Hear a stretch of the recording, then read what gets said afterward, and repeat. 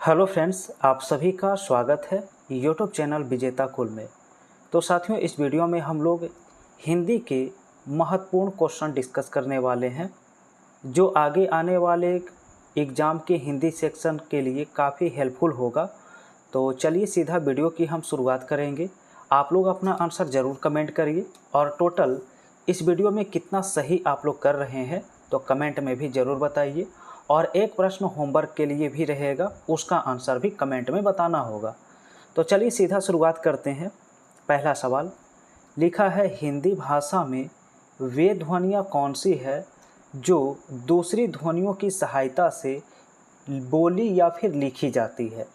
ठीक है, तो फ्रेंड्स यहाँ पर राइट आंसर की बात करें तो व्यंजन इस सवाल का सही आंसर होगा, क्योंकि व्यंजन जो बोला जाता है वो स्वर की सहायता से बोला जाता है। ठीक है, तो करेक्ट आंसर क्या होगा इसका? ऑप्शन बी होगा। ठीक है, चलिए अगला प्रश्न देखेंगे। तो दूसरा नंबर प्रश्न है जहाँ पर एक मुहावरा लिखा है, कसौटी पर कसना, इस मुहावरे का अर्थ क्या होता है? ठीक है, तो कसौटी पर कसना मतलब होता है परखना। ठीक है, तो ऑप्शन इसका बी राइट आंसर होगा। ठीक है, चलिए अगला क्वेश्चन 3 है। 3 में बताना है आप सभी को कि वर्ण किसे कहते हैं। वर्ण किसे कहा जाता है?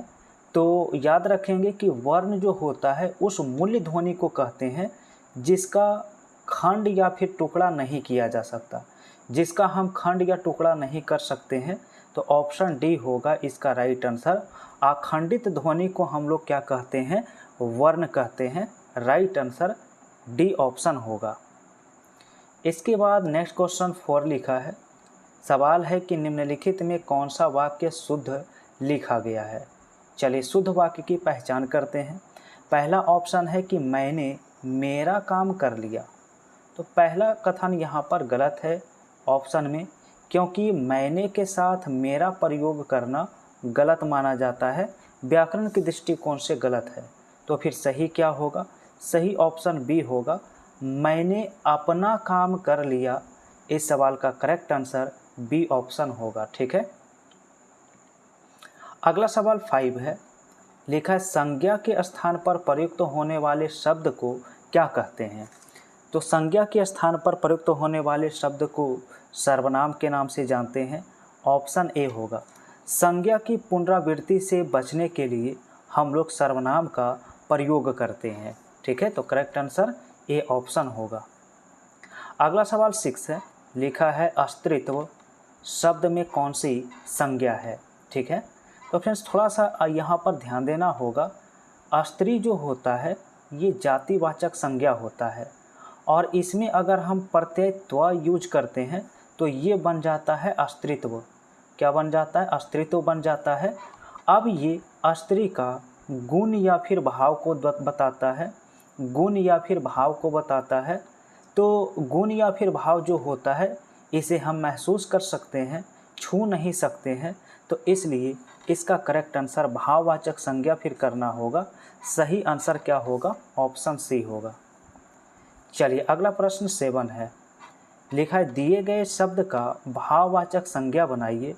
लड़का का भाववाचक संज्ञा क्या बनेगा? ठीक है, तो लड़का का भाववाचक संज्ञा बनता है लड़कपन। क्या होता है राइट आंसर? लड़कपन होता है। सी ऑप्शन राइट होगा। अगला सवाल 8 लिखा है। सवाल है कि निम्न में से कौन सा शब्द कमल का पर्यायवाची शब्द होता है। ठीक है, कमल की पर्यायवाची शब्द की बात करें तो फ्रेंड्स यहाँ पर आप लोग सही आंसर बिल्कुल ए ऑप्शन में कर सकते हैं। राजीव इसका क्या हो जाएगा? कमल का पर्यायवाची शब्द हो जाएगा। चलिए आप लोग कमेंट में बताइए कि कमल के क्या क्या पर्यायवाची होते हैं जो हमेशा एग्जाम में पूछे जाते हैं। तो आप लोग नोट करेंगे, कमल का पर्यायवाची शब्द पंकज भी होता है। पंकज, पद्म क्या होता है? पद्म भी होता है। तो पंकज, पद्म, नीरज, ये सभी एग्जाम में पूछा जाता है, याद रखेंगे। नीरज, सरोज, जलज, सरोज, इसके अलावा जलज, जलज भी कई बार एग्जाम में पूछा गया है। अरविंद होता है। क्या होता है? अरविंद भी होता है। ठीक है, अम्बुज होता है। फ्रेंड्स नोट करेंगे, अम्बुज होता है। ठीक है, तो ये सभी जितने आप शब्द देख रहे हैं सब के सब किसके पर्यायवाची हैं? कमल के पर्यायवाची होते हैं। क्वेश्चन 9 है, लिखा है उपसर्ग रहित शब्द कौन से हैं? उपसर्ग रहित यानी कि जिसमें उपसर्ग नहीं लगा हो। पहला ऑप्शन में अवतार में अब उपसर्ग लगा हुआ है।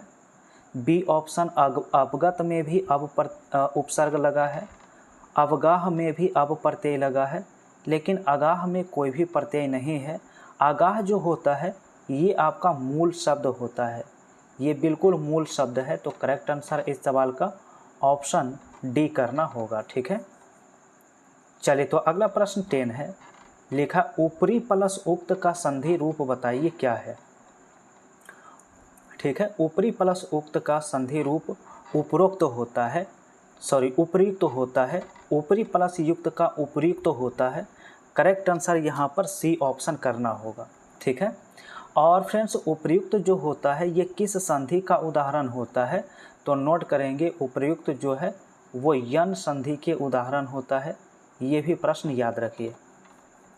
चलिए अगला क्वेश्चन 11 है, लिखा शुद्ध वर्तनी वाले शब्द का चयन करें। हिमगिरी लिखना किस ऑप्शन में सही होगा? तो हिमगिरी लिखना जो है ए ऑप्शन में राइट होगा। ठीक है, 12 में बताना है शुद्ध वर्तनी वाले शब्द चक्षु विहीन किस ऑप्शन में सही लिखा गया है? चक्षु विहीन का मतलब होता है नेत्र से विहीन होना, आँख से विहीन होना, यानी जिसकी आँख नहीं है तो उसे चक्षु विहीन कहते हैं। और राइट आंसर इस सवाल का बी ऑप्शन होगा। अगला सवाल 13 है, तो 13 नंबर में लिखा है भाषा शब्द संस्कृत के किस धातु से बना है? भाषा जो है संस्कृत के किस शब्द से बना है? तो भास से बना हुआ है। करेक्ट आंसर सी हो जाएगा। चलिए अगला क्वेश्चन 14 में बताना है इनमें से कौन सा समूहवाचक संज्ञा के उदाहरण है? ठीक है, समूहवाचक संज्ञा का बताना है। तो जिस शब्द से किसी वस्तु अथवा व्यक्ति के समूह का बोध होता है उसे समूहवाचक संज्ञा कहते हैं। यहाँ पर कक्षा जो है समूहवाचक संज्ञा होगा, क्योंकि कक्षा में बहुत सारे विद्यार्थी बैठे होते हैं, तो इसलिए यहाँ पर राइट आंसर सी हो जाएगा। ठीक है, चलिए श्याम क्या है? तो श्याम आपका व्यक्तिवाचक संज्ञा होगा। श्याम जो होगा व्यक्तिवाचक संज्ञा। पर्वत कौन सा संज्ञा होगा? तो पर्वत जातिवाचक संज्ञा होगा। और कोयला जो है ये आपका द्रव्यवाचक संज्ञा होगा। क्वेश्चन 15 है, लिखा है शिव का विशेषण बनाइए क्या होगा? शिव का विशेषण होता है शैव। करेक्ट आंसर सी होगा, शिव का शैव याद रखना है। नेक्स्ट क्वेश्चन 16 नंबर क्वेश्चन है, लिखा है वह घर पहुंच गया। इस वाक्य में पहुंच गया निम्न में से किस श्रेणी का उदाहरण है? ठीक है, तो फ्रेंड्स पहुंच गया अगर आप लिखते हैं ध्यान देंगे तो यहाँ पर दो क्रिया है, एक तो पहुंचना है और दूसरा जाना है। तो यहाँ पर पहली क्रिया पहुंचना है और दूसरी जाना है, तो दो क्रियाएं अगर एक साथ प्रयुक्त होते हैं तो दोनों मिलकर संयुक्त क्रिया का निर्माण करता है। राइट आंसर इस सवाल का सी होगा, संयुक्त क्रिया। चलिए अगला सवाल 17 में बताना है भविष्य काल के कितने भेद होते हैं? 3, 5, 6, 7। तो राइट आंसर क्या होगा इसका? भविष्य काल के टोटल 3 भेद होते हैं, जिनमें नोट करेंगे पहला होता है सामान्य भविष्यत काल। पहला क्या होता है? सामान्य भविष्यत काल होता है। दूसरा नोट करेंगे संभाव्य भविष्यत काल होता है। दूसरा होता है संभाव्य भविष्यत काल। और तीसरा होता है हेतु मद भविष्यत काल। तीसरा क्या होता है? हेतु मद भविष्यत काल। तो 3 इसके प्रकार होते हैं। चलिए अगला प्रश्न 18 देखेंगे। लिखा कि विद्वान शब्द का स्त्रीलिंग क्या होगा? विद्वान का स्त्रीलिंग होता है विदुषी। करेक्ट आंसर बी होगा, विदुषी होगा। और अगला सवाल 19 है। 19 में लिखा है कि इनमें से आपादान कारक की विभक्ति क्या है? आपादान कारक वहाँ प्रयुक्त होता है जहाँ पर अलगाव का बोध होता है, और आपादान कारक की विभक्ति से होता है। राइट आंसर इस सवाल का सी ऑप्शन होगा। ठीक है, बाकी की ऑप्शन की बात करें तो ने जो होता है ये कर्ता कारक की विभक्ति होता है, को होता है कर्म कारक की विभक्ति, और के लिए होता है संप्रदान कारक के लिए। किसके लिए होता है? संप्रदान कारक के लिए। चलिए सवाल नंबर 20 है, लिखा यथाशक्ति शब्द में कौन सा समास है? तो फ्रेंड्स यथाशक्ति का विग्रह होता है शक्ति के अनुसार, और इस शब्द में पहला पद इसका जो है यथा है जो कि अवयव है। तो जिस समास का पहला पद अवयव होता है उसे हम अव्ययी भाव समास के नाम से जानते हैं। राइट आंसर ए होगा। अगला क्वेश्चन 21 है, लिखा है इनमें से कौन छायावादी कवि हैं?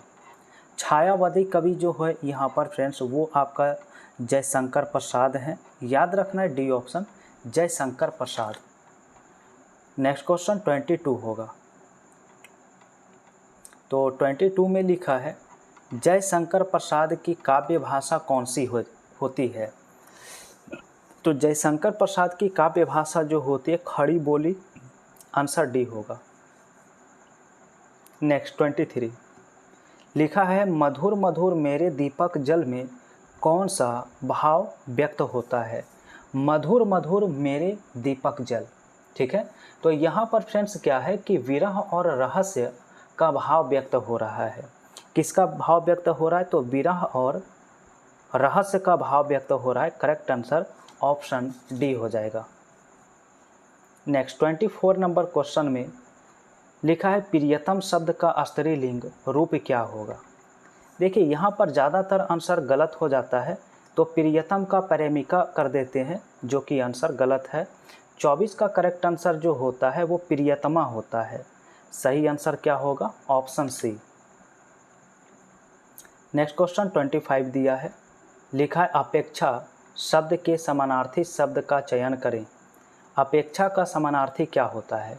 तो अपेक्षा का आकांक्षा होता है। क्या होता है? आकांक्षा होता है। इसके अलावा आप याद रख सकते हैं इसका पर्यायवाची इच्छा हो सकता है, अभिलाषा, चाह, आवश्यकता, जरूरत, आशा, ये सभी इसके और भी पर्यायवाची हो सकते हैं। तो अगला क्वेश्चन 26 देखेंगे। कहा है स्तन्य शब्द के लिए नीचे दिए गए विकल्प में पर्यायवाची शब्द चुनिए। तो स्तन्य का पर्यायवाची क्या होगा? दूध होता है। क्या होता है? स्तन्य का दूध होता है। राइट आंसर डी ऑप्शन करना होगा। और अगला सवाल 27 है, लिखा दिए गए विकल्प में से तद्भव शब्द की पहचान करें। तो फ्रेंड्स यहाँ पर तद्भव शब्द जो है वो बाह होता है, क्योंकि बाह का अगर तत्सम शब्द की बात करेंगे तो बाहु होता है या फिर भुजा होता है। बाहु या फिर क्या होता है? भुजा इसका तत्सम रूप होता है। बाकी दुग्ध, होलिका और मत्स्य ये तत्सम शब्द के उदाहरण दिए गए हैं। अगला 28 है, लिखा है निम्न में से शुद्ध वर्तनी का चयन करें। आधारित लिखना किस ऑप्शन में सही है? तो ऑप्शन सी ऑप्शन में बिल्कुल राइट होगा, आधारित लिखना। नेक्स्ट क्वेश्चन 29, लिखा आत्मोत्सर्ग शब्द में प्रयुक्त संधि के प्रकार का चयन करें। विकल्प में से बताइए कौन सा प्रकार है आत्मोत्सर्ग। तो सबसे पहले आत्मोत्सर्ग का संधि विग्रह करेंगे, तो इसका विग्रह होता है आत्म जोड़ उत्सर्ग। आत्मोत्सर्ग का विग्रह क्या होता है? तो आत्म जोड़ उत्सर्ग होता है। और यहाँ पर फ्रेंड्स संधि का प्रकार जो बनता है वो गुण संधि बनता है। राइट आंसर यहाँ पर बी ऑप्शन होगा। गुण संधि का पहचानने का ट्रिक है कि जहाँ पर ओकार आपका आएगा, जैसे आत्मो यानी कि यहाँ पर ओकार आ रहा है तो यहाँ पर गुण संधि का ये ट्रिक बन जाता है। ठीक है, चलिए क्वेश्चन नंबर 30 होगा। लिखा है सुपुरुष में कौन सा समास है? ठीक है, सुपुरुष में कौन सा समास है? सुपुरुष का मतलब होता है अच्छा पुरुष। क्या होता है? अच्छा पुरुष होता है। और यहाँ पर फ्रेंड्स विशेष विशेषण का बोध कराता है सुपुरुष में। ठीक है, तो इसलिए करेक्ट आंसर कर्मधारय हो जाता है। याद रखेंगे कि ऑप्शन सी इसका राइट आंसर होगा, कर्मधारय समास। ठीक है, चलिए तो फ्रेंड्स आज का अंतिम प्रश्न यहाँ पर आ चुका है। लिखा है अप्सरा शब्द का समानार्थी शब्द बताइए क्या होगा। ऑप्शन में भव्यता, सुबरी, देवबाला और देवसंग लिखा गया है। तो इस सवाल का आंसर आप सभी को कमेंट में बताना है। ये आप सभी का होमवर्क का सवाल है। तो चलिए फटाफट अपना आंसर कमेंट करिए, क्या होगा करेक्ट आंसर। और आज के इस सेट में आप लोगों ने कितना सही कर पाया है कमेंट में ज़रूर बताइए। वीडियो फ्रेंड्स कैसा लगा है ये भी आप लोग कमेंट करिए। और वीडियो पसंद आ रहा हो तो लाइक ज़रूर करिए, शेयर करिए। पहली बार जुड़े हैं तो चैनल को सब्सक्राइब करिए, क्योंकि यहाँ पर प्रतिदिन इस तरह का वीडियो आप सभी को मिलने वाला है। आप सभी की एग्ज़ाम के लिए काफ़ी हेल्पफुल वीडियो होने वाला है।